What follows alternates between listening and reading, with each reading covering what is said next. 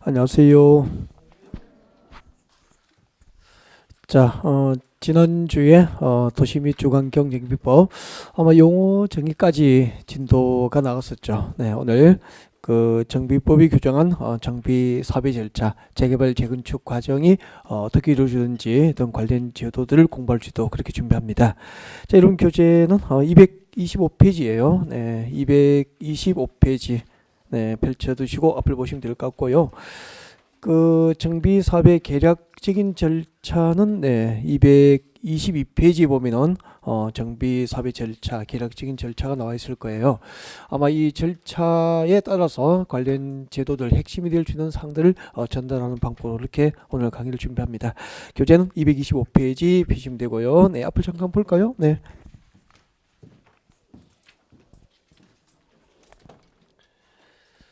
자, 도시 및 주관경 정비법이 규정한 정비 사업이죠. 그 정비 사업의 절차에 따라서 관련 제도들을 공부할지도 그렇게 준비를 하겠습니다. 지난주에 용어 정의는 다 했죠. 용어 정의를 했는데 정비법상 정비 사업이 몇 개가 있죠? 세 가지 정비 사업이 있었죠. 주관경 개선 사업하고 재개발 사업하고 재건축 사업 이렇게 해서 세 가지 정비 사업이 있었고요. 아마 1시간 정도 그 정비 사업 세 가지에 관련된 뭐 용어 정의해 드렸죠. 네, 그렇게 해 드렸고 그다음에 이제 토지 등 소유자 등을 다 배웠을 거예요. 제가 한번 물어볼게요. 네, 앞에 집중하시고. 자, 우리 정비 사업 가운데서 정비 기반실이 극혈락합니다. 정비 기반실이 극혈락하고 노후 불량 건축물로 판정된 건축물이 과도하게 밀집한 지역, 과도하게 밀집된 지역에서 주거환경 개선을 목적으로 합니다. 무슨 사업이죠? 주거환경 개선 사업, 주거환경 개선 사업 그렇게 되죠. 그 다음에 정비 기반시 양호합니다. 정비 기반시 양호한데 노후 불량 건축물로 판정된 공동주택, 공동주택 밀집 지역에서 주거환경 개선을 목적으로 하면은 재건축 사업이었죠. 재건축 사업. 그 다음에 상업적 공업적입니다. 상업적과 공업적에서 도시기능 회복과 상권 활성화 등을 통하여 도시환경 개선을 목적으로 하면은 재개발, 재개발 사업은 두 개가 있었죠. 네, 이렇게 해서 정의를 해드린 것 같고요. 그 다음에 이제 토지 등 소유자는 나중에 이제 또 우리 조합을 할 때, 그때 조합원 자격할 때 설명을 드려야 되기 때문에 그때 다시 복습을 한 번 더 하기로 하고 일단 정비법이 규정한 정비사업 절차를 따라서 관련 제도들을 학습할 수 있도록 진행을 하겠습니다. 제일 먼저 정비법상 정비사업은 정비기본계획, 기본계획의 수립으로 모든 정비사업 절차가 시작이 된다. 그렇게 보시면 돼요. 정비기본계획 수립이 있어야 한다. 잠시 뒤에 정비기본계획은 구체적으로 학습을 하게 될 거고요. 자, 이 기본계획에 부합될 수 있도록 여기에 맞도록이제 관할 구청장 등이 정비계획이라는 것을 입안해요. 정비계획을 입안하고 이것을 첨부해서 특별시, 광역시에다가 이제 정비구역 지정을 신청합니다. 정비구역의 지정을 신청하면은 정비구역 지정이 고시됩니다. 자, 이렇게 정비구역 지정이 고시되면은 그 다음에 이제 정비사업의 시행자, 정비사업 시행자를 결정을 하게 되는데 일단 여기까지 해놓고 그 다음 절차는 계속 다음에 이어서 연결할 수 있도록 그렇게 하겠습니다. 일단 여기까지 가보겠습니다. 자, 정비기본계획이 무엇일까라고 하는 거죠. 정비기본계획은 자, 아까 225페이지라고 했죠. 네, 여러분 교재 225페이지 보면은 도시 및 주거환경 정비기본계획이 나와 있고요. 약칭하여서 그냥 기본계획이라고 합니다. 이 법의 해석에서 기본계획 하면은 도시 및 주거환경 정비 기본계획, 이 정비 기본계획을 기본계획이다라고 하게 되죠. 자, 대도시 지역입니다. 자, 대도시 지역에서의 정비 사업을 체계적으로 하기 위해서 대도시 지역에서의 정비 사업을 체계적으로 시행하기 위해서 정비 기본계획을 의무적으로 수립합니다. 의무적으로 수립하는데 그때 정비 기본계획은 10년 단위로 정비 기본계획을 대도시는 의무적으로 수립을 하고 있다는 이야기죠. 근데 그 10년 동안 정비사업, 재개발, 재건축의 환경은 그 끊임없이 변화되는 과정이 있기 때문에 단위 계획 기간이 길죠. 그래서 5년마다 타당성 검토 과정을 통해서 정비 기본계획은 수정이 이루어져요. 그래서 정비 기본계획은 대도시라면은 의무적으로 수립해야 되고요. 네, 10년 단위로 수립하고 5년마다 타당성 검토 과정을 통해서 정비 기본계획 수정이 있게 된다. 그렇게 하시면 되는데 그 정비 기본 계획을 의무적으로 수립해야 될 대도시가 어디일까? 이 대도시는 확실하게 하셔야 돼요. 네, 자 시작합니다. 이런 교재 참고하시면 될 것 같고요. 자, 정비 기본 계획을 의무적으로 수립해야 될 대도시라면 서울특별시, 서울시는 의무적으로 정비 기본 계획 수립을 해야 될 대상이에요. 그리고 이제 광역시, 특별시, 광역시, 인천광역시부터 시작해서 뭐 대전광역시, 대구광역시 이렇게 6대 광역시가 있죠. 6대 광역시도 정비 기본 계획을 의무적으로 수립합니다. 특별시, 광역시, 그리고 특시, 세종특별자치시를 의미하죠. 특도는 어디죠? 제주특별자치도. 그러니까 제주특별자치도법이 시행되면서 제주도 전부를 하나의 행정도시로 봅니다. 제주특별자치도. 그리고 시는 정비기본계획을 의무적으로 수립하는데 여기 잘 보세요. 자, 서울특별시하고 6대 광역시, 세종특별자치시를 제외한 나머지 시는 여기 온다고. 네, 특별시, 광역시, 특별자치가 아닌 시 중에서 인구 50만 이상이에요. 인구가 50만 이상이 되는 도시는 대도시로서 정비기본계획을 의무적으로 수립해야 한다고 보면 돼요. 그래서 자, 인구 50만 이상이 되는 시부터 시작해서 서울특별시까지 모든 도시는 정비기본계획을 의무적으로 수립해야 될 대도시라고 하시면 되죠. 네, 그러면은 경기도 성남시는 특별시, 광역시, 특별자치는 아니지만 인구는 얼마 이상이죠? 50만 이상인 대도시이기 때문에 경기도 성남시, 뭐 안산시 이런 도시들은 정비기본계획을 의무적으로 수립해야 될 대도시다 그렇게 하시면 되고요. 이 대도시의 시장들이 곧 정비기본계획 수립권자 되는 거죠. 정비기본계획은 최근 한 5년 사이에 3번 정도 출제가 됐거든요. 3년 연속이에요. 올해도 출제됐고 지난해도 출제됐고 그 앞에도 출제됐고 그렇게 해서 매년 출제가 있어 왔다 그렇게 보시면 돼요. 그래서 인구 50만 이상이 되는 모든 도시의 그 대도시 시장들은 그 도시의 정비 사업을 체계적으로 하기 위해서 10년 단위로 정비 기본계획 수립을 해야 한다라는 얘기고요. 자, 그다음에 이제 진짜 정비 기본계획이 무엇인지 아시려면은 정비 기본계획으로 무엇을 계획하는지 정비 기본계획 내용을 아는 것은 진짜 아는 게 되겠죠. 그래서 자, 정비 기본계획에 포함되어야 할 사항이 아마 226페이지 정도에 보시면은 양괄호 3번 해가지고 정비 기본계획 내용이 나와 있을 거예요. 찾으셨나요? 네. 그 정비 기본계획에 포함되어야 할 내용이 박사안에 보면은 대충 봐도 동그라미 한 13번까지, 동그라미 1번부터 13번까지 이렇게 나와 있을 거예요. 그거 암기를 다 하면 좋죠. 다 하면 좋은데 또 기타 대통령령이 정한 사항까지 해서 정비 기본계획에 포함되어야 할 사항이 무지 많아요. 그래서 다 암기하실 수 없고 중요 사항만 제가 체킹해 드리는 것만 하시면 될 것 같아요. 그래서 1번 일단 정비 기본계획이 무엇일까를 자 1번부터 몇 가지 한 3가지 정도만 소개할 거예요. 네, 3가지 정도 여러분에게 소개를 해 드릴 겁니다. 자, 여러분 잠깐만.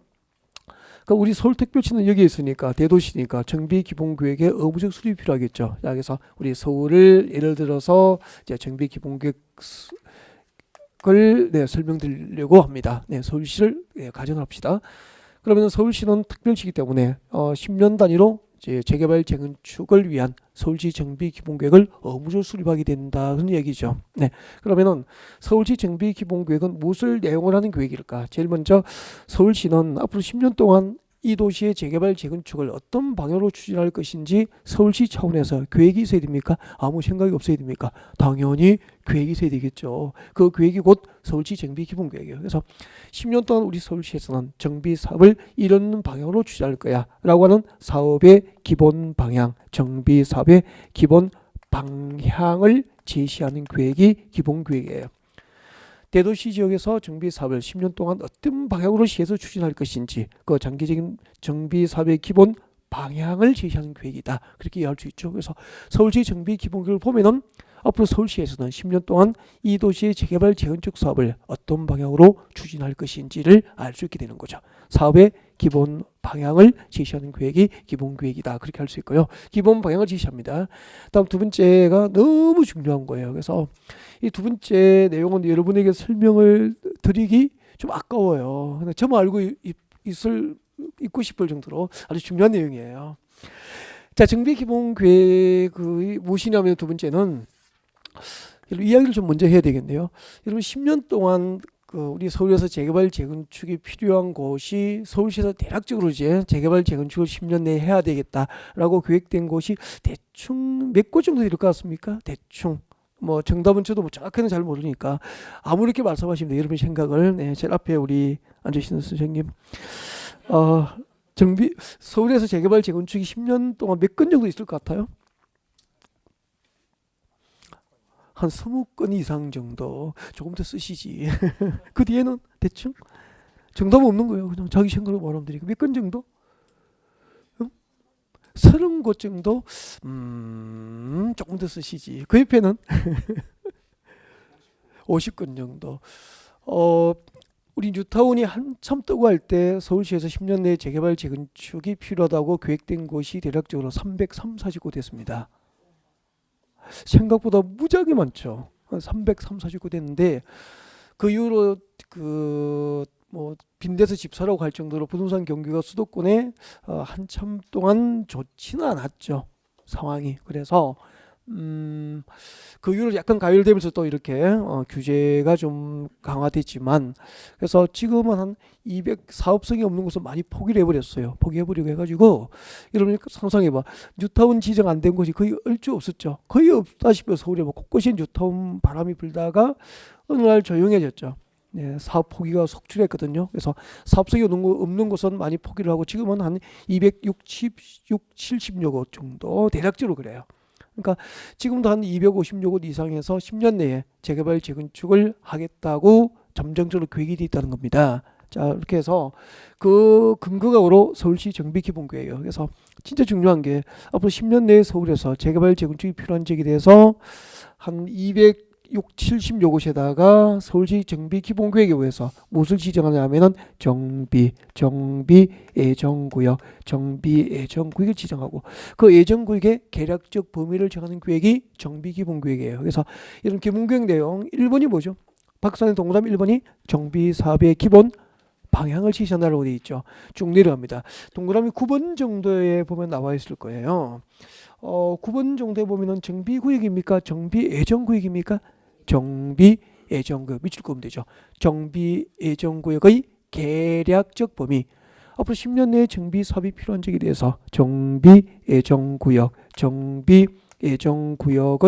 계략적 범위를 정하는 계획이 기본계획이라는 거죠. 그래서 제가 10년 내에 서울에서 재개발 재건축이 필요한 곳이 한 260, 70곳이 계획이 되어 있습니다 라고 하는 말은 곧 서울시 정비기본계획으로 예정구역으로 지정된 지역이 계략적으로 몇 개라는 겁니까? 260, 70여 곳이 된다는 이야기 되겠죠. 네, 그러니까 생각보다 무지하게 많이 이제 재개발 재건축 등이 이제 잠정적으로 이렇게 계획이 되어 있다는 거죠.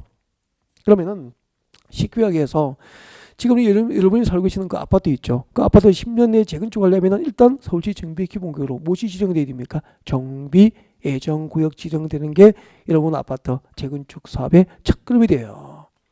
여러분 동네 재개발하려면 서울시 정비기본구역으로 일단은 정비예정구역이 지정돼야 돼요. 그게 재개발 재건축 사업의 첫걸음으로 이해하시면 돼요. 이런 줄 몰랐죠. 중요한 정보잖아요. 그러니까 서울시에서는 10년 내에 정비사업이 필요한 지역에 대해서 서울시 정비기본구역으로 예정구역으로 지정을 했고 그 예정구역 지정이 재개발과 재건축 사업의 첫걸음이 될 수 있다는 거죠. 그 다음에 이렇게 해석을 해야 이게 전문 지식이 되는 거죠. 내용만 외워서 아무 문제 뭐 알고 있는 건 아니잖아요. 그죠? 그 다음에 이제 더 놀라운 것은요. 이 260, 76곳의 정비 예정구역이 있으면은 그 정비 예정구역별로 정비계획, 이 정비계획을 언제 수립할 것인지 예정구역별 정비계획 수립 시기가 서울시 기본계획으로 정해져 있습니다. 예를 들면 오늘 우리 좀 학습을 효율적으로 하기 위해서 이게 정비예정구역 여기는 서울시 강남구 개포동 무슨 마을 뭐 구체적으로 이야기는 하지 않겠습니다. 서울시 개포동 무슨 마을 재개발 사업을 하겠다고 전제를 하고 진행을 해보자는 거죠.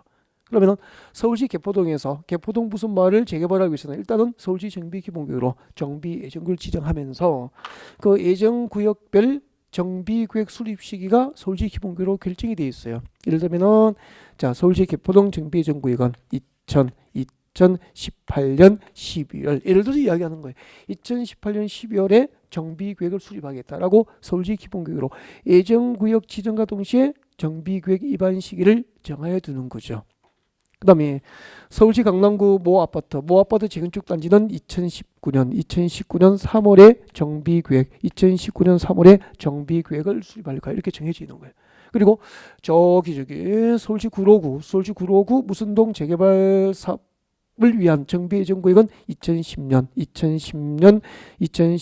8월에 정비계획 수립할 거 이렇게 계획이 돼 있다니까. 그러면은 270여 곳의 정비 예정구역이 있으면 그 예정구역별 정비계획 수립 시기가 동일합니까? 다 다릅니까? 다 다르잖아. 이렇게 해서 그 정비계획 수립 시기에 맞춰서 순서를 정하여 10년 동안 단계별로 정비 사업을 추진하기 위한 계획이 정비 기본 계획이 되는 거죠. 그래서 10번째. 자, 여러분 교재에는 10번 정도 돼 있을 겁니다. 동그라미 10번 정도. 자, 10번에 보면은 자, 단계별 사업 추진 계획 나와 있습니까? 네. 10년 동안 정비 사업을 순서를 정하여 단계별로 정비 사업을 추진하기 위한 단계별 사업 추진 계획에 관한 사항이 정비 기본 계획이고, 그 순서를 정해서 단계별로 사업을 추진하기 위해서는 10년 동안 단계별로 사업을 추진하기 위해서는 그 계획에는 무엇이 포함되어 있습니까? 가론에 보면은 예정 구역별 무엇이 포함됩니까? 정비 계획 수립 시기가 포함된 거죠. 예정 구역별 정비 계획 수립 시기가 포함된 단계별 사업 추진 계획을 내용을 하는 계획 등이 정비 기본 계획이 된다는 거죠. 자, 기본 계획 내용은 2번, 3번 위주로 오늘 이제 설명을 많이 드린 거죠. 일단은 서울시 정비 기본계획에서 10년 내에 정비 사업이 필요한 적에 대해서 정비 예정구역을 지정하고 예정구역별 정비계획 수립 시기를 정하여 그 예정구역별 정비계획 수립 시기에 맞춰서 순서를 정하여 단계별로 정비 사업을 하기 위한 계획이 서울시 정비 기본계획이라는 거죠. 그러면은 276곳의 예정구역이 지정되어 있고 그 예정구역별 정비계획 수립 시기를 정하여서 그 예정구역별 정비계획 수립 시기에 맞춰서 순서를 정하여 10년 동안 재개발 사업을 체계적으로 하기 위한 계획이 서울시 정비 기본 계획이 되고, 인구 50만 이상이 되는 모든 대도시는 전부 의무적으로 정비 기본 계획을 법상 수립하도록 하고 있다는 거죠. 그러면 우리 정비법에서는 인구 50만 미만인 도시는 대도시입니까? 소규모 도시입니까? 소규모 도시고, 인구 50만 미만인 소규모 도시는 관할 도지사가 정비 기본계획 수립이 필요하지 않다고 인정하면은 기본계획은 수립하지 아니할 수도 있다. 그렇게 되죠. 자, 방금 말씀드린 이런 내용들을 오지선당에 넣는 방법으로 금년에 2018년 때 출제가 있었다고. 정비 기본계획이었습니다. 그러면은 일단은 한번 봅시다. 서울시 관할구역에서 앞으로 10년 내에 재개발 재건축이 필요하면 서울시 정비 기본계획으로 일단 뭘 지정하죠? 정비 예정구역 지정하고, 그럼 개포동에 정비 예정구역 지정하고 2018년 12월이면 개포동 정비계획을 수립하기 또 계획이 되어 있는 거죠. 그러면 2018년 12월 기본계획에서 정한 개포동 정비 예정구역 정비계획 수립 시기 2018년 12월이 도래하면 관할구청에서, 그럼 누구죠? 강남구에서 개포동 정비계획을 입안하고 이것을 첨부해서 서울시청에 정비구역 지정을 신청해요. 하면 서울시에서는 서울시 도시구역 전문가로 구성된 서울시 도시구역위원회에 시비를 거쳐서 개포동에다가 정비구역으로 지정하고, 비밀입니까? 공적으로 지정사실을 고시합니까? 지정사실을 공적으로 고시해서 정비구역 지정을 서울시민들에게 알려주게 되는 거예요. 이렇게 오늘은 흐름만 잡아줄 거예요. 그 다음에 이제 정비사업 시행자 여기 들어가야 될 텐데, 자, 이때 정비사업 시행자에서 오늘 정비사업 시행 방법에 들어갑니다. 정비사업 시행 방법에 들어가야 되는데, 자, 여러분 교재 몇 페이지 오시냐면은 자, 정비사업 시행 방법 여러분 교재 228페이지 오세요. 228페이지 오세요. 자, 여러분 교재 228페이지 오셔서 제3절 정비사업의 시행이 나와 있고 01번에 정비사업 시행 방법이 나와 있을 거예요. 여기 별표를 하나 할까요? 네, 별표를 하나 하시고, 자, 정비사업 시행 방법. 자, 제일 먼저 주거환경 개선 사업부터 건너편에 재개발 사업과 재건축 사업 각각의 사업 시행 방법들을 학습해 볼지도 그렇게 하겠습니다. 자, 주거환경 개선 사업의 사업 방법부터 봅니다. 228페이지예요. 네, 읽어보겠습니다. 자, 주거환경 개선 사업은 다음 중 어느 한 개에 대한 방법과 1. 호정하는 방법을 할 수 있다라고 해가지고 박산에 보시면은 주거환경 개선 사업의 사업 방법이 몇 개가 나와 있죠? 4개, 4가지 방법으로 주거환경 개선 사업은 가능해요.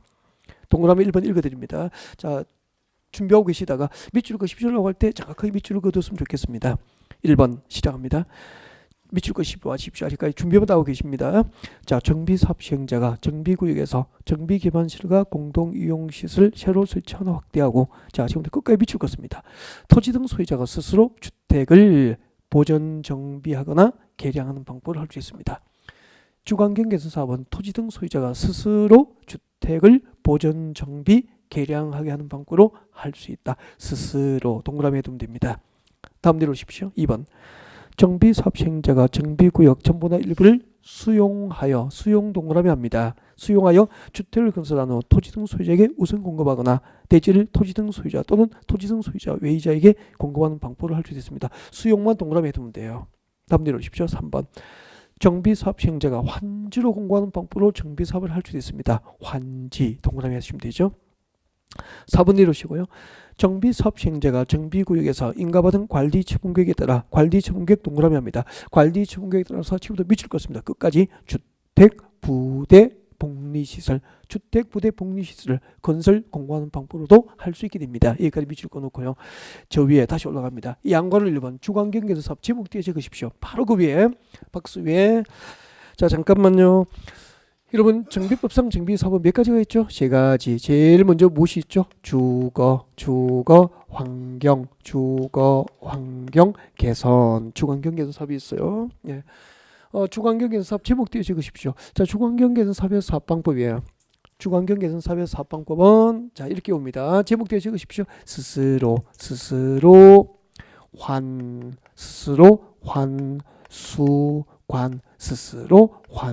환수관 그렇게 옵니다.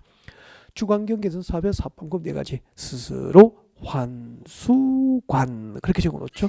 스스로 환수관 이렇게 적어놓고, 아직까지 완전한 이해를 할 단계는 아니거든요. 그래서 한 번 정도, 한 두 번 정도 들어야, 그 전체 강의를 한번 들어야 이해가 될 부분들이 있기 때문에 아직까지 완벽하게 이해할 필요는 없고요. 그냥 스스로 환수관 그렇게 적어놓고 이제 필요한 것 몇 가지만 간단하게 말씀드릴 거예요. 자, 이렇게 오시고 스스로 환수관 그렇게 오시고, 잠깐만요. 이제 설명을 잠깐 듣습니다. 이거 연습을 조금 하셔야 되죠. 토지 등 소유자는 지난주에 배웠잖아, 그죠? 토지 등 소유자가 이렇게 배웠죠. 지난주에 주관경 개선 사업과 재개발 사업을 할 때 토지 등 소유자는 이 정비구역 안에 무엇이 있어야 되죠? 첫 번째 무엇을 소유해야 되죠? 토지 소유자. 두 번째가 뭐죠? 건축물 소유자. 그리고 지상권자 그렇게 했죠. 그러면은 이 주관경 개선 사업 대상 지역은 지난주에 개념 정의할 때 부자동 내에 있습니까? 저소득층 집단 거주 지역입니까?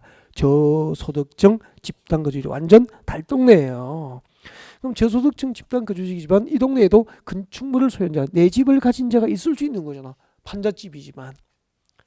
맞죠? 그래서 그 주택 소유자라이금 스스로 주택을 보존하면서 점진적으로 정비 개량하게 하는 방법으로 사업을 할 수도 있다는 거예요. 토지 등 소유자가 스스로 주택을 보존 정비 개량하게 하는 방법을 할 수 있다. 그냥 그렇게 하시면 돼요. 그 다음에 주관경 개선 사업을 환지 방식으로 할 수도 있고, 이것은 뭐죠? 수용 방식으로 할 수 있다. 우리 도시개발법에서 환지 방식하고 수용 방식 배웠죠. 환지 방식으로 할 수도 있고 수용 방식으로 할 수 있다. 그냥 그렇게 하시면 돼요. 너무 깊게는 아직까지 알 필요는 없다는 거죠. 그 다음에 이제 마지막이 중요한데, 관리처분계획 방식은 오늘 설명이 필요하죠. 관리처분계획이 무엇인지를 모르잖아요. 그래서 우리 입문과정이기 때문에 1월달에 기본 이론을 잘 이해하기 위해서 관리처분계획이 무엇인지 오늘 확실하게 아셔야 돼요. 참 중요한 개념이거든. 그래서 관리처분계획은 여러분 그 페이지, 교재 그 페이지 저 위에 아니면 저 아래쪽에 아무 곳에 필기해도 좋습니다. 관리처분계획은 필기를 했으면 좋겠습니다. 적으십시오. 두 줄 적을 거예요. 교재에다 적으시면 됩니다. 네. 자, 우리 지난주에 환지 방식의 도시개발 사업을 공부하셨습니다. 환지 방식으로 도시개발 사업을 공부했죠. 자, 환지 방식으로 신도시를 개발하는 목적이 무엇이죠? 생각해 봅니다. 환지 방식으로 신도시 개발 사업하는 목적은 우리 사업전 토지든 종전 토지의 농지나 임야였잖아. 도시 개발하기 전에. 그 농지나 임야를 가지고 있던 사업전 종전 토지 소유자들에게 그 농지나 임야를 택지나 상업용지로 조성해서 그 종전 토지 농지 대신에 임야 대신에 새로 조성된 택지나 상업용지를 환지 처분해 주는 게 환지 방식으로 도시 개발 사업을 하는 목적이었다고. 그래서 환지 방식으로 신도시 개발 사업을 하는 목적, 그 목적은 환지 처분이죠. 도시개발 사업 전 종전 토지 소유자들에게 새로 조성된 택지나 상업 용지 등을 환지 처분해 주는 게 목적이었어요. 환지 방식으로 신도시 개발 사업을 하는 목적은 종전 토지 소유자에게 환지 처분해 주는 게 목적이고, 그때 환지 처분할 내용을 미리 정한 계획이 있었죠. 무슨 계획이었죠? 환지 계획이었잖아. 도시개발 사업 전 종전 토지 소유자 누구에게 사업이 끝나면 몇 번지 위치에 몇 제곱미터를 환지 지을 것인지 환지 처분할 사항을 미리 정한 계획은 환지 계획이었다고. 그죠? 그러면은 지금 우리는 무슨 사업을 하고 있죠? 도시개발 사업입니까? 정비 사업입니까? 재개발, 재건축 등 정비 사업. 저희들은 지금 정비 사업을 공부하고 있는 거죠. 그럼 이걸 어렵게 생각하지 말고 쉽게 생각하십시오. 재개발, 재건축을 하는 목적이 뭘까 하는 얘기죠. 재개발, 재건축을 하는 목적. 여러분 아파트 재건축을 한다면 그 목적은 지금 살고 계시는 아파트가 법적으로 노후 불량수로 판정받아서 구조 안전성 문제가 있는 거예요. 그래서 그 노후 불량수로 판정된 아파트를 철거하고 새 아파트를 지어서 조합원에게 분양 처분해 주는 게 재개발, 재건축, 정비사업의 목적이 되는 거죠. 그래서 정비사업의 목적은 뭐죠? 정비사업의 목적은 환지 처분입니까? 분양 처분입니까? 분양 처분.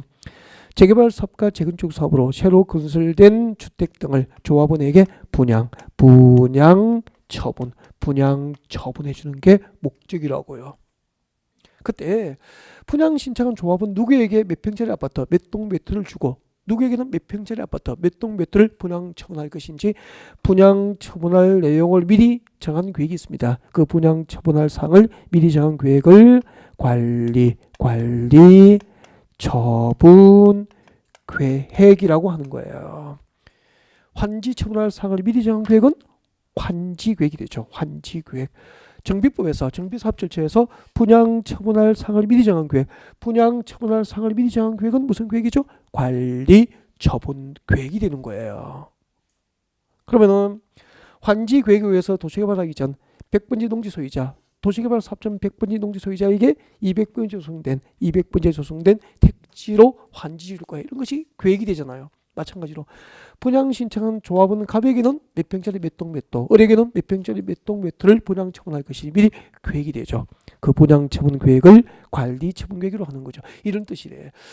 그 분양 처분 계획이라고 하면 설명이 필요 없잖아. 다 알 수 있잖아. 그래서 저도 왜 관리 처분 계획을 해서 교수님이 물어보니까 교수님 학교 다닐 때 그것은 자네가 알아서 다음 주에 발표하라고 하더라고요. 그래서 물었다가 과제를 받은 적이 있었거든요. 이런 뜻이라고. 조합원의 재산을 조합이 직접 관리해서 분양 처분을 하기 위해서 준비하는 계획이더라고. 그래서 분양 처분 계획이에요. 그러면은 여러분 아파트 재건축하면은 나중에 재건축이 끝났을 때 내가 분양 신청한 내가 몇 평짜리 몇 동 몇 호를 아파트를 분양받게 될지를 정한 계획은 무슨 계획이죠? 환지 계획입니까? 관리 처분 계획입니까? 관리 처분 계획이 되는 거죠. 그럼 봐요. 중환경에서 사업이잖아. 이 중환경에서 사업은 관리 처분 계획이 정하는 바에 따라서 관리 처분 계획은 분양 처분 계획이잖아. 관리 처분 계획이 정하는 바에 따라서 이 동네에 살고 있던 토지 등 소유자, 땅을 갖고 있고 건축물을 소유하고 있고 지상권을 설정하고 있던 이 동네 원주민들에게 관리 처분 계획이 정한 바에 따라서 건설된 주택, 임대주택 같은 거, 건설된 주택, 부대, 복리시설, 그래서 주택 등을 공급하는 방법으로 주거환경 사업을 할 수도 있다는 거죠. 몇 가지 방법으로 가능하죠? 네 가지. 주거환경 사업은 정비구역의 토지 등 소유자라 하여금 스스로 주택을 보존하면서 정비 개량하게 하는 방법을 할 수도 있고, 환지 방식으로 할 수도 있고, 수용 방식으로 할 수도 있고, 그리고 관리 처분 계획으로 건설된 주택 등을 해당 지역의 토지 등 소유자에게 분양 처분해 주는 방법으로 관리 처분 계획 방식으로도 할 수 있다는 얘기입니다. 이제 관리 처분 계획이 무엇인지 개념을 조금씩 잡아가죠. 아직 모르고요. 나중에 한참 설명할 거예요. 2교시에. 관리 처분 계획은. 그 다음에 이제 두 번째, 재개발 사업을 한번 봅시다. 재개발 사업의 사업 방법입니다. 재개발 사업의 사업 방법의 교재 봅니다. 자, 재개발 사업의 사업 방법. 자, 여러분 교재에서 먼저 체크해 드립니다. 자, 229페이지고요. 229페이지 오른쪽 상단 저 위에 봅니다. 그래서 재개발 사업은 정비구역에서 인가받은 자 제도도 미칠 것이십시오. 관리 처분계획 줄 것이고 동그라미 할까요? 네, 관리 처분계획에 따라서 줄 것이십시오. 건축물을 건설하여 공급 줄 것이고 여기까지 동그라미 1번이에요. 관리 처분계획으로 건축물을 건설 공하는 방법으로 재개발을 할 수도 있고 다음 줄 것입니다. 환지로 공급 미칠 것이고 환지 동그라미 하시면 되겠고요. 자, 환지로 공급 미칠 것이고 동그라미 2번 이렇게 해서 재개발 사업의 법상 사업 방법은 몇 가지가 있습니까? 두 가지 방법으로 재개발이 이루어지게 됩니다. 자, 재개발 사업 제목뒤에 적으십시오. 재개발 사업 제목뒤에다 저처럼 같이 적어볼까요? 여러분 재개발 사업의 사업 방법은 역시 관리 처분계획 방식으로 할 수 있죠. 관리 처분계획으로 그렇게 돼요. 관리 처분계획으로 건설된 건축물, 관리 처분계획에 의해서 건설된 건축물을 공급하거나 관리 처분계획에 의해서 건축물을 조합원에게 공급하거나 그 다음에 환지로 공급하는 방법으로 재개발 사업을 할 수 있는 거죠. 그러면 법적으로 재개발 사업은 몇 가지 방법으로 가능하죠? 두 가지. 관리 처분계획 방식으로 할 수도 있고 환지 방식으로 할 수 있다는 건데 자 잠깐 설명 좀 들을까요? 그러면은 재개발 좀 봅시다. 재개발. 그럼 재개발 사업도 주거환경개선사업과 똑같아요. 재개발 사업할 때 토지 등 소유자 누구죠?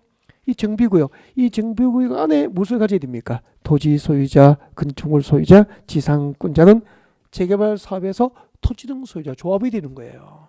그럼 여러분 동네를 재개발하면은 그 재개발 사업은 두 가지 방법으로 하는 거야. 관리 처분계획이 작동바에 따라서 관리 처분계획 분양 처분계획이잖아.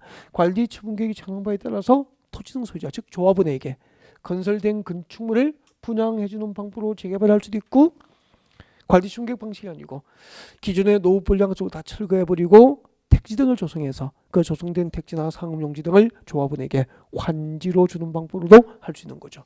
그러니까 재개발 사업은 방법이 두 가지예요.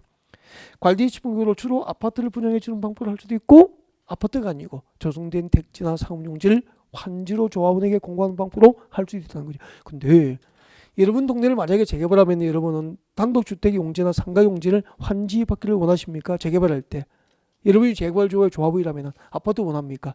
아파트 분양을 원하거든. 그래서 재개발할 때 방법은 법적으로 두 가지 방법으로 가능하지만 대부분의 재개발 95% 이상이 재개발 사업은 무슨 방법으로 합니까? 관리 처분계획에 의해서 건설된 재개발 아파트를 조합원에게 분양해 주는 방법으로 이루어지는 거예요. 법적으로 재개발 사업은 아파트가 아니고 관리 처분계획 방식이 아니고 조성된 택지 등을 조합원에게 환지로 공급해 주는 방법으로도 가능하다는 거예요. 이렇게 재개발은 법적으로 두 가지 방법이라고. 그렇구나. 근데 잠깐 볼까요? 이런 걸 이제 구분해야 되는데 여기 들어가면 이제 상당히 좀 어려워지죠. 그러니까 주거환경개선 사업과 재개발 사업 모두 공통적으로 뭐 할 수 있죠? 관리 처분계획 방식으로 가능하잖아. 관리 처분계획 방식으로 가능하지만 그때 관리 처분으로 분양되는 대상은 주거환경개선 사업은 뭐죠? 주택, 부대, 복리시설, 주택 등이라고. 근데 재개발 사업은 주택 등입니까? 건축물입니까? 건축물이요. 이게 작년에 올해부터 2018년도에 개정된 거예요. 작년에 개정되고 올해 시행됐다고. 그전에는 똑같았다고. 주거환경개선 사업과 재개발 사업으로 관리 처분으로 공급될 수 있는 대상은 전부 주택, 부대, 복리시설인데 재개발 사업은 올해 주택, 부대, 복리시설 법이 바뀌어버렸어. 2018년도부터 건축물로 바뀌어버린 거죠. 그 이유를 지난주에 용어 설명을 이해를 하면 이제 이해가 되는데 그렇지 않으면 이해가 힘든 거죠. 네, 상당히 어려워지죠. 이렇게 들어가면은. 자, 왜냐하면은 잠깐만요. 우리 지난주에 재개발 사업의 개념이 두 개였잖아. 가만히 듣습니다. 정비 기반 시 열악하고 노후 불량 시 밀집된 지역에서 주거환경 개선을 목적으로 한 것도 재개발입니다. 가만히 들어보니까 정비 기반 시 열악하고 노후 불량 시 밀집한 지역에서 주거환경 개선을 목적으로 하니까 주거지역입니까? 상업지역입니까? 공업지역입니까? 주거지역에서 주로 재개발이 이루어졌다고. 근데 지난주에 또 하나의 개념이 있어서 재개발할 때 상업지역, 공업지역에서 도시기능 해볼까? 상권 활성화 등을 통해서 도시환경 개선을 목적으로 한 것도 재개발에 포함이 된 거예요. 그래서 울산 현대자동차 공장 재개발이라든지 그리고 롯데월드, 롯데백화점, 롯데호텔, 잠실 사거리 이야기도 해드리고 했을 거예요. 그래서 올해부터 재개발 사업은 종전에는 전부 대부분 이제 주거지역에서 이루어졌다고. 2018년부터 재개발 대상에 무엇이 포함됐죠? 공식적으로 상업지역, 공업지역이 포함이 된 거예요. 그럼 보십시오. 주거지역에서 하는 재개발 사업은 주로 관리청구로 무엇을 공급합니까? 공장입니까? 주택입니까? 주택이 공급되겠지. 근데 상업지역은 상가나 업무용도의 빌딩, 공업지역은 공장이 공급될 거 아니에요. 그러면 주택, 상가, 공장이 포함된 개념은 주택입니까? 건축물입니까? 건축물로 법이 개정된 거예요. 그래서 이 건축물에는 주택도 관리청구로 공급될 수 있고 상가나 업무용도의 빌딩이 공급될 수도 있고 그리고 공장도 공급될 수 있기 때문에 주택, 부대, 복리시설 뭐로 개정한 거죠? 건축물로 개정을 한 거예요. 그럼 시험 낼 때 이렇게 된다고. 여보세요? 재개발 사업은 관리지분계획에 의해서 오직 주택, 부대, 복리시설 건설 공부하는 방법에 의하여야 한다. 옮겼습니까? X 그렇게 된 거야. 주택 등 하면 달리 이제 건축물로 바뀐 거야. 그러니까 개요에 대한 이해가 없으면 이런 것은 이해를 못하는 거죠. 약간만 응용하면 답을 찾을 수 없기 때문에 용어 정의를 1시간을 할애해서 지난주 마지막 시간에 용어 설명을 드린 거죠. 그 다음에 상당히 요즘에 수준이 있게 나옵니다. 단순히 외워서 그냥 쉽게 공부했다고 답 찾는 거 아니더라는 거죠. 세 번째, 재건축 보겠습니다. 자, 재건축 사업의 사업 시행 방법. 자, 여러분 교재 문제 읽어드릴게요. 교재 재건축 229페이지 있죠? 네, 229페이지 오른쪽 상단에 저 위에 229페이지입니다. 네, 재건축 사업 읽어드립니다. 재건축 사업은 정비구역에서 인가받은 자 지금부터 미칠 것입니다. 관리처분계획은 미칠 것이고 동그라미 하시고요. 자 그다음에 계속 미칠 것입니다. 관리처분계획에 따라서 주택, 부대, 복리시설 및 오피스텔을 건설하여 공급 여기까지 줄거시면 되죠. 그래서 재건축 사업은 딱 하나입니다. 여러분 아파트 재건축하면은 무슨 방법으로만 할 수 있죠? 관리처분계획 방식으로만 재건축은 가능해요. 재건축할 때는 환지로 공부하는 방법을 할 수 있어 없어? 없어요. 오직 관리처분계획 방식으로 하는데 자 재건축할 때 관리처분으로 공급되는 대상이 중요합니다. 주택, 부대, 복리시설, 주택 등이라고 표현할게요. 주택, 부대, 복리시설. 그러니까 재건축 조합의 조합이 되면 관리처분계획 적용에 따라서 주택이나 부대시설, 복리시설 공급받게 돼요. 조합원이.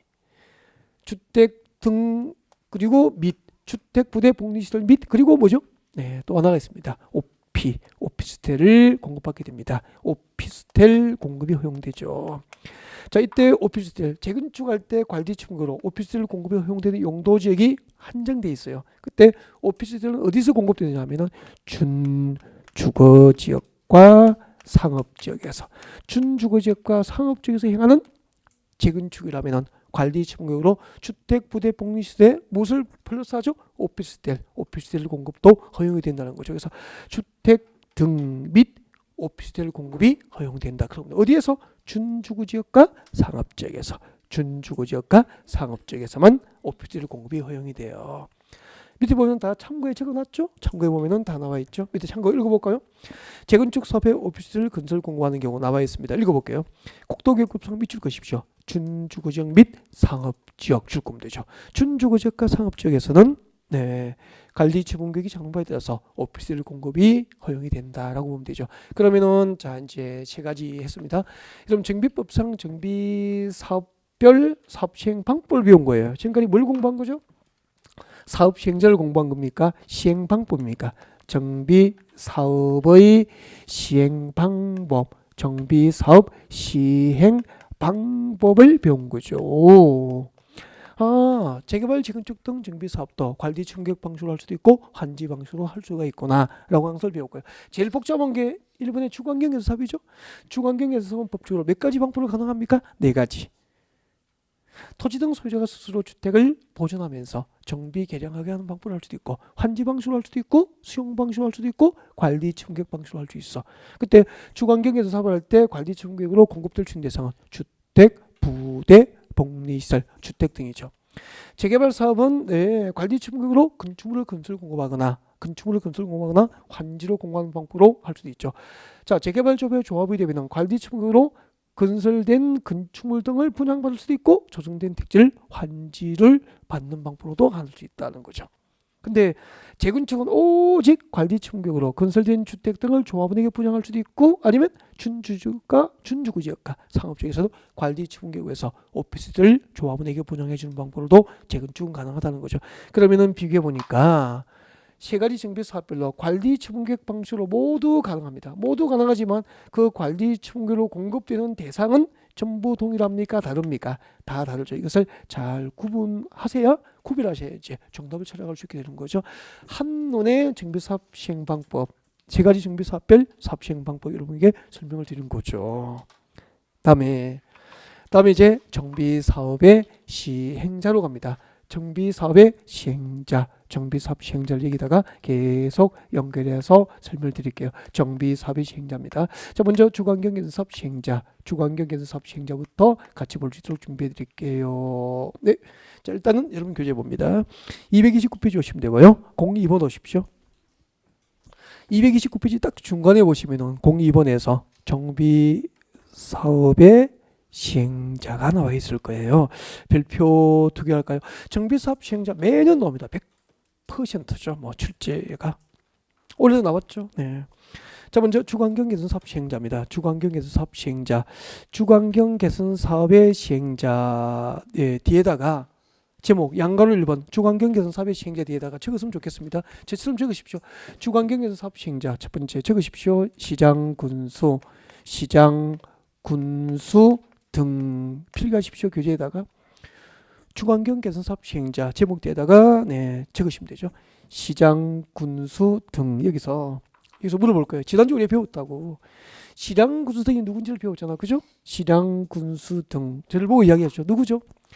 정비법상 시장 군수 등이라면은 세종특별자치시장, 제주특별자치도지사, 그리고 누구죠? 시장 군수 구청장. 이거 모르면 안 되는데 계속 나와요. 시장 군수 등이. 그러니까 우리 국회에서 정비법상 시장 군수 등이라 하면 방금 5개를 말한다라고 법률로 규정했기 때문에 국어적 의미입니까? 법률로 정의된 개념입니까? 법으로 정의된 대로 개념을 해야 된다니까. 자, 여러분 교재 오세요. 여러분 교재에 몇 페이지 오냐? 224페이지 오세요. 225페이지 오세요. 여러분 교재 225페이지 와보세요. 225페이지 옵니다. 225페이지. 네, 이게 오시면은 225페이지. 자, 지난주 안 했을 수도 있겠다. 그죠? 네, 10번 같이 봅니다. 10번. 양괄호 10번. 정관 등 나와 있습니까? 네, 정관 등 거기 별표를 하시고. 자, 정비법상 정관 등 하면은 세 가지가 있습니다. 네, 별표하시고요. 들어오십시오. 자, 동그라미 1번 박산에 오셔서 제일 끝에 정관 줄 것입니다. 동그라미 1번 박산에 동그라미 1번 제일 끝에 정관 줄 것죠. 동그라미 2번에 제일 끝에 줄 것입니다. 규약 줄 것이십시오. 동그라미 3번 제일 끝에 시행규정, 그래서 시행규정 밑줄 것이고 세 가지죠. 정관, 규약, 시행규정을 이 법에서는 무엇이라고 합니까? 정관 등이라고 그래요. 정관 등이라고 하는데 동그라미 3번 박산에 동그라미 3번 별표합니다. 박산에 동그라미 3번 별표하세요. 지난주 여기까지 안 했던 것 같아, 이거. 그죠? 네. 그렇게 모를 리가 없지. 안 한 것 같아. 자, 줄 것이십시오. 특별자치시장, 특별자치도지사 밑줄 것이십시오. 특별자치시장, 특별자치도지사, 시장, 군수, 구청장까지 줄 거예요. 몇 개죠, 그러면은? 5개. 특별자치시장, 특별자치도지사, 시장, 군수, 구청장. 이 5개를 가로 안에 봅니다. 가로 안에. 이하. 무엇이라고 한다? 시장, 군수 등이라고 한다까지 줄 것이십시오. 박스 안에 시장, 군수 등이라 한다. 그래서 자, 이제 고개를 드시고 암기를 이거 하셔야 돼요. 그래서 저를 봅니다. 이것도 용어정의예요. 그러니까 국회에서 법률로 용어를 정의한 거죠. 정비법상 시장, 군수 등이라 하면 누구죠? 세종특별자치시장, 제주특별자치도지사, 시장, 군수, 구청장을 이 법에서는 무엇이라고 하죠? 시장, 군수 등이라 그래요. 그러면은 여기 봐요. 주관경 개선 사업은 누가 하죠? 시장, 군수 등이 직접 합니다. 직접 시행. 시장, 군수 등이 직접 시행하거나 적으십시오. 아까 필기했잖아요. 시장, 군수 등이 직접 시행합니다. 시장, 군수 등이 직접 시행하거나 그 다음에 주공등도 지난주에 안 배웠습니까? 주공등? 네, 살짝 체크한 것 같기도 하고 안 배웠으면 다시 가지 뭐. 네. 오세요. 225페이지입니다. 9번. 225페이지의 양괄호 9번, 양괄호 9번에 주택, 토지주택공사 등 나와 있습니까? 네, 토지주택공사 등 줄 것이고, 토지주택공사 등. 우리 토지주택공사를 줄여서 주공이라 그러잖아. 그렇죠? 그래서 이제 토지주택공사 등 하면 앞으로 주공등 그렇게 할 거예요. 제가 주공등, 한국토지주택공사. 자, 그래서 주공등, 토지주택공사 등 하면 두 가지가 있다고 읽어보겠습니다. 한국토지주택공사법상 설립된, 미칠 것입시오. 한국토지주택공사 줄 거예요. 한국토지주택공사 또는까지 줄 것입니다. 그리고 손 떼고 지방공급법상 지방공급법상 주택사업 수행을 위해서 설립된 지방공사 줄 거죠. 지방공급법상 주택사업 수행을 위해서 설립된 지방공사 두 가지죠. 그래서 한국토지주택공사와 지방공사를 정비법에서 뭐라고 하죠? 주택공사, 토지주택공사 등이라고 그래요. 그래서 이걸 줄여서 우리는 주공등 그렇게 할 거예요. 앞으로. 자, 이런 용어들을 이제 하나씩 해야 되죠. 주공등. 그럼 주공등이 누구죠? 한국토지주택공사와 지방공사. 지방공사 서울은 SH공사라고 있습니다. 그죠? 네. 자, 그래서 주택공사 등을 지정하여 시행합니다. 지정하여 시행하게 할 수 있죠. 지정시행 이렇게 적으십시오. 여러분 그제 229페이지 오셔서 주관경계에서 사업 시행자 뒤에다 적으면 되죠. 이걸 외워야 된다고. 주관경에서 누가 하죠? 시장, 군수 등이 직접 시행하거나 아니면은 주공등을 지정하여 시행하게 할 수 있다 이 말이야. 주공등 지정시행 그렇게 적으면 돼요. 해놓고 자 주공등을 지정하여 시행한다 이렇게 적어놓고 저를 잠깐 볼까요? 이제 이걸 그냥 이럴 수는 없잖아. 국회에서 이렇게 이유 없이 법을 만들지도 않거든. 그래서 그 입법지를 연구를 하셔야 돼요. 근데 여러분이 연구하실 시간이 없잖아. 그래서 제가 가장 한간 제가 대신 연구해서 입법지를 여러분에게 얘기를 해드리면 되죠. 그럼 이것도 이거마저도 외우지 않고 이해하는 거다. 볼게요. 잘 들으십시오. 지난주 우리가 용어 정의를 1시간 했던 이유가 이거죠. 주관경계선 사업을 한번 들어보십시오. 주관경계선 사업은 도시 저소득층 주민이 집단적으로 거주하는 완전 달동네예요. 이런 지역이고 정비 기반시설이 극히 열악하고 노후 불량수로 판정된 건축물이 과도하게 밀집된 지역이야. 이런 지역에서 주관경 개설을 목적으로 합니다. 그래서 이 동네는 서민적 거주 지역입니까? 완전 달동네입니까? 서민층 거주 지역보다 더 열악한 완전 달동네. 판자촌이나 천막촌을 상상해야 된다니까. 그러니까 우리 1970년대, 80년대를 거칠 서울시 산 마을에 이렇게 비탈진 마을에 철거사업 많이 했거든요. 그게 주관경 개선 사업이라고 보시면 되고. 그러니까 이 주관경 개선 사업을 할 때 이 정비구역 안에 토지 등 소유자, 원주민들, 토지 소유자, 건축물 소유자, 지상권자들은 뭐 주택을 가지고 있더라도 판잣집이에요. 천막집이고. 그러면은 이 동네에 살고 있는 사람들은 단독으로 재개발, 재건축을 통해서 재테크를 해보겠다. 조합을 만들어서 해보겠다. 이런 사회적, 경제적 여건이 돼야 안 돼. 안 되잖아요. 그러니까 토지 등 소유자가 단독으로 하거나 조합을 만들어서 할 수 있는 경제적, 사회적 여건이 안 되는 지역인 거예요. 그럼 누가 해야 됩니까? 그래서 관할구청에서 직접 하거나 여기 시당구수 등에 누가 포함되어 있죠? 아까? 구청이 포함되어 있죠. 구청장. 그러니까 서울은 전부 구청장. 관할구청에서 직접 하거나 구청이 할 여건이 안 되면 주택공사 등을 지정하여 시행하도록 법을 만든 거예요. 이해가 되죠? 그래서 앞으로 달동네 철거 사업은 해당 지역의 원주민들, 토지 등 소유하거나 그들이 만든 조합이 합니까? 구청에서 합니까? 구청에서 직접 하거나 구청이 할 여건이 안 되면 주택공사 등을 지정하여 하게 입법이 이루어진 거라는 얘기예요. 이 입법 취지라고. 그래서 자 뒤에 적으십시오. 민간개발입니까? 구청에서 직접 하거나 주택공사 등 공공기관으로 하여금 지정해서 하게 하니까 공영개발입니까? 공영개발 방식으로 주관경계선 사업은 이루어지게 되는 거예요.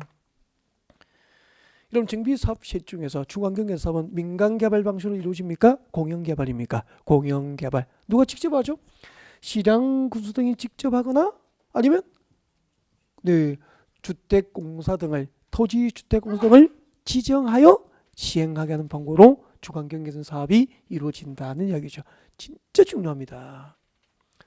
그러니까 개요에 대한 이해가 있어야 왜 공영개발 방식으로 할 수밖에 없는지를 알 수 있게 되는 거죠. 네. 도시 저소득층 주민이 집단적으로 거주하는 지역이기 때문에 이 동네의 토지 등 소유자는 단독으로 사업을 하거나 조합을 만들 수 있는 경제적 사회적 여건이 돼야 안 돼. 안 되니까 공영개발 방식으로 하게 된 거죠. 누가 직접 하죠? 시장 구수등이 직접 하거나 할 여건이 안 되면은 시장 구수등이 주택공수등을 지정하여 하는 거죠. 그때 시장 구수등은 누구죠? 세종특별자치시장, 제주특별자치도지사, 그리고 시장, 군수, 구청장. 그러니까 특별시, 광역시에서는 전부 관할 구청에서 직접 하는 거예요. 관할 구청에서. 구청이 할 여건이 안 되면 주택공수등을 지정해서 공영개발 방식으로 주관경 사업을 한다는 얘기죠.